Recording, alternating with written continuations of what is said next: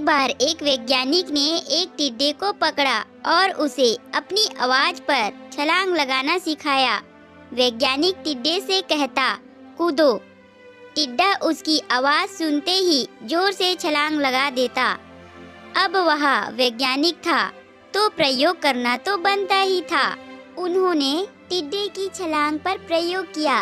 एक वैज्ञानिक ने उसकी एक टांग तोड़ दी और फिर बोला, कूदो। अब टिड्डे की छलांग की दूरी कम हो गई। वैज्ञानिक ने उसकी दूसरी टांग तोड़ दी और फिर बोला, कूदो।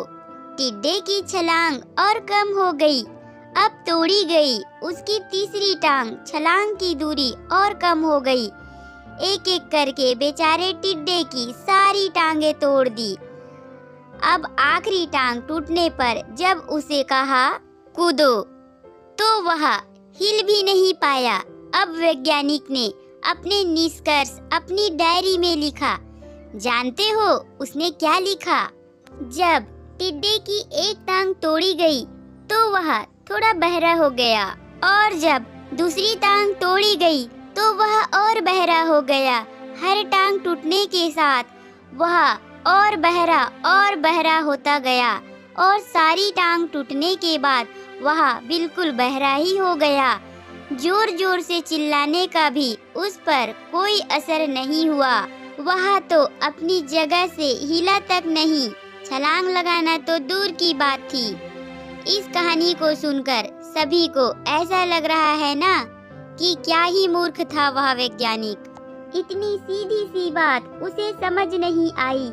या कुछ लोग यह भी सोच रहे होंगे कि यह तो किसी बच्चे को भी पता होगा कि टिड्डे की छलांग उसकी टांग टूटने की वजह से कम होती जा रही थी, ना कि वह बहरा हो गया था।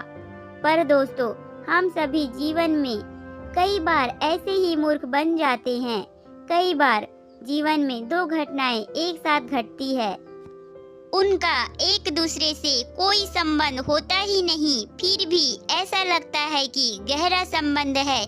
कभी कभी दिखता कुछ और है, हमें समझ कुछ और आता है, वास्तव में होता कुछ और है।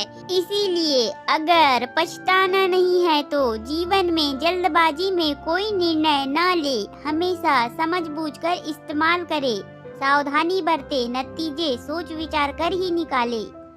तो दोस्तों, आपको यह छोटी सी कहानियाँ और उनकी सीख कैसे लगी हमें कमेंट करके जरूर बताएं। अगर वीडियो अच्छी लगी हो तो लाइक सब्सक्राइब जरूर कर दीजिए।